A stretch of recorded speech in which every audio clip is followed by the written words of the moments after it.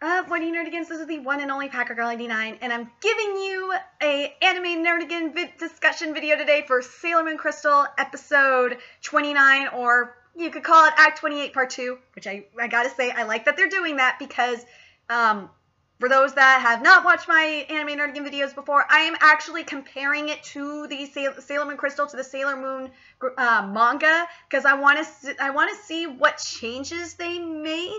And so for those that are doing that, those nerdigans that are doing that with me, this starts at the last half of Act 28 and ends at the first half of Act 29 in the manga. And I gotta say, I love the placement of where it ended. It was perfect. And also, Toei, where have you been? Where was this animation in Season 1 and Season 2? We needed this. For those...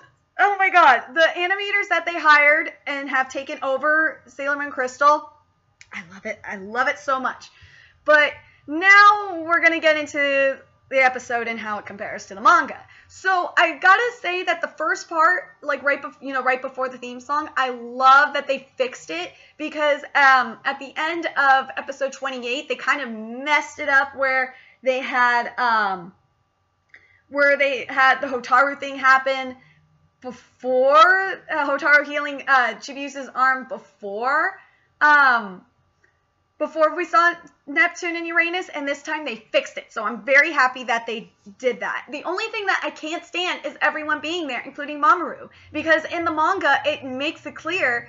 It actually, oh god, what's the word I'm thinking of? It confirms, there we go. It confirms that Mamoru wasn't there, and that's what happens in the manga. But anyway, there was a couple of wording things wise that bothered me. I know that they changed, I don't know if it's just the translation in the anime or what's going on, but, you know, some of it I'm not going to get really picky about, but there's some that really kind of just, like, drew the line with me, and I want to know if you nerdigans thought this way, too. So, one thing that bothered me was that, the first one was when Kaori told Hotaru to go inside. Well, yeah, she tells Hotaru to go inside in the manga, and in the anime, she just tells Hotaru to go to her room. So I'm not going to nitpick at that too much, but the one that really bugged me the most was when Hotaru in the manga says to Kaori that she's infatuated, you know, that she's just doing this because Kaori's infatuated with her papa. And in the anime, she was going after Kaori, saying that you're just sucking up to my dad. I was like, what? No! No, you're supposed to just be attacking your dad for this shit, not Kaori. God, I know Kaori's a bitch and whatever, but seriously, Toei, why the fuck did you do this? I did not like it, because I liked when she said in the manga that, that she, you know, that she's just, in fact, that, her pop, that, Dr. Tomo's just infatuated with Kaori. That was better to me. And then because it actually remained consistent with the rest of the lines in there about I don't care if she's your assistant or whatever. So yeah, that kind of bothered me. And another thing that bothered me that was skipped, because there was a lot of stuff cut out of this episode that kind of bothered me, like the stone that Dr. Tomo gives to Hotaru. In the manga, he says that the amulet has been passed down from generation to generation. It is a family heirloom. It once belonged to your mama. Why the fuck was this skipped? That's stupid, Toei. Like, instead of having the transformations, which there wasn't any in the manga, why don't you just have that extra second to put that line in there? That line's important. I'm sorry, it really is.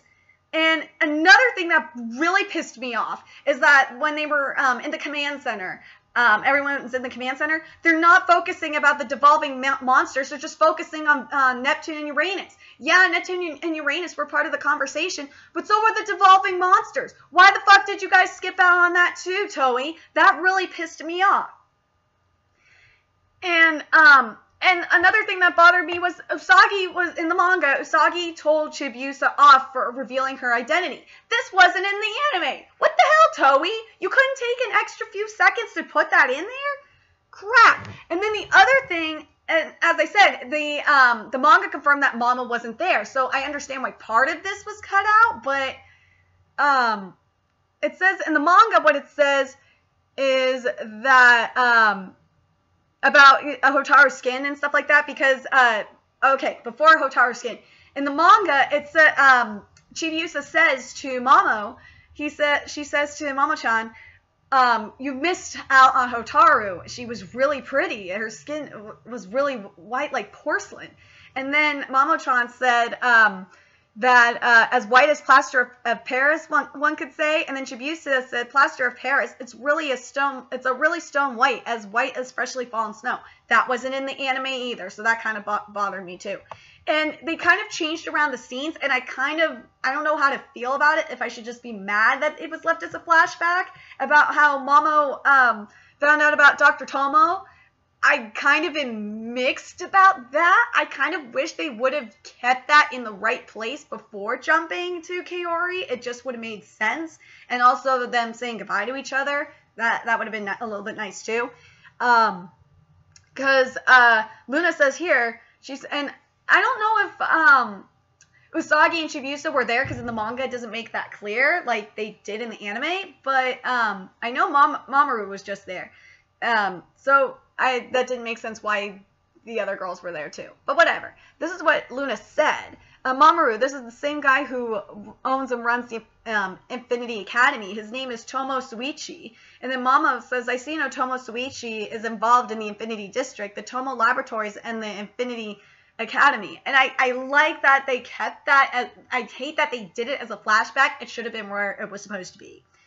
And a part that was skipped as well was through Mamo's thoughts, he was trailed off as or could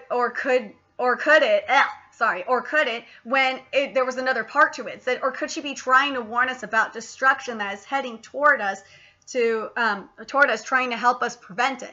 Why wasn't that in there? That was stupid for skipping that, for cutting that out. Sorry, I'm coughing. I'm still a little sick.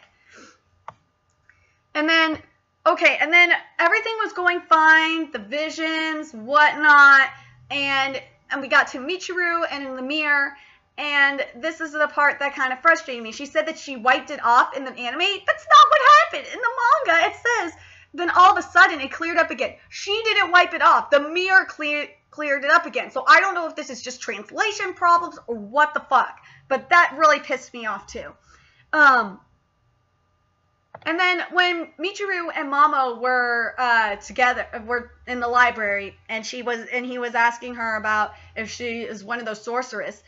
Instead of, she just gave Mamo the tickets, but she was supposed to say, but of course, before that. And I would have liked to see that in the anime. Why? Why did you do that, Toei? And then everything is going great. They're in the video game store, and they do the protection and all that. And Haruka was supposed to say before he left, that it seems I'm not welcome here. Didn't say that. He said something else that was fucking stupid. I did not like that.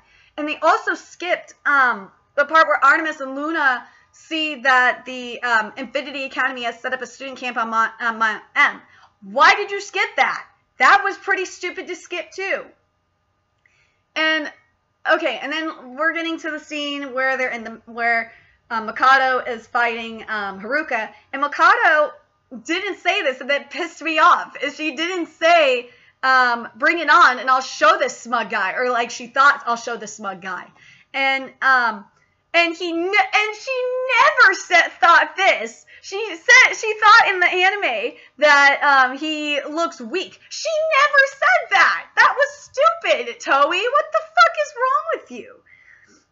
And another line that they skipped that really bothered me was, ugh, this pisses me off. I don't want him to think I'm giving up just because I'm a girl. Why did you not have that in there? Why? That was dumb. Okay, and then we're getting to the transformations and all that. Okay, we didn't need the transformations. That wasn't in the manga. But at least this time we had the right people. It was Mars and Jupiter that were supposed to confront the first witch. Witch of the Witches 5. And the other thing is that they were supposed to do the speeches. They didn't do the speeches. What the shit? The speech was very short. It was just like one after the other. Like, that was really stupid. And it was a different speech. It wasn't the typical one. So I'm just like, what the fuck? Why didn't you guys include that? But on the bright side, they didn't do the transformations for everybody else. I was totally fine with that. So, anyway, the transformation time could have been used to fix some of the other crap that I mentioned. Let's see. And the other thing is during the battle with the first witch, during the battle with the witch, there was supposed to be like a moment where it looks like her hair turned into snakes and it freaked Jupiter and Mars out. That wasn't in there either. So that really fucking pissed me off a little bit too. But so I'm totally fine with the no transformations and they just went to it. But I gotta say, now we get to the part that everyone probably wants me to talk about, is that kiss. That kiss was in the manga. And it ended perfect. This episode ended perfectly with the kiss. I loved it, loved it, loved it, loved it. I loved the kiss. It was awesome. This is what I wanted. And Toei, thank you for at least ending it on that. And I think it was perfect. It was a perfect ending for this episode. So anyway, let me talk. I mentioned the animation was beautiful. The music was really good. Everything, for the most part, except for those few little exceptions, everything was consistent with the manga. I just didn't like a few of the things that Toei did to change it. Like, I understand changing some of the lines, but there are certain things that in the manga that was skipped, that really bothered me. And I want to know what you nerdigans thought.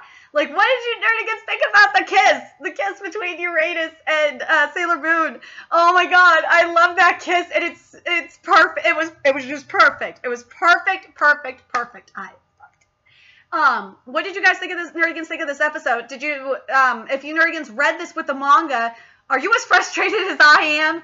And, with some of the shit that they did, or were you fine with it? I want to know if you nerdigans were fine with it. I was just frustrated because I thought that was a load of bullshit that they removed a good chunk of that stuff. But anyway, until next time, nerdigans, remember to like, comment, share, and subscribe to Nerdigans Inc. Because join the movement, donate to my Patreon, which is in the description box below. Also, if you want to see any more shenanigans that I'm causing, go follow me on Twitter, which is in the description box below. And until next time, nerdigans, I will probably be having the next Sailor Moon Crystal anime review. It will probably be up on Wednesday because I have an exam this week. So until next time, bye!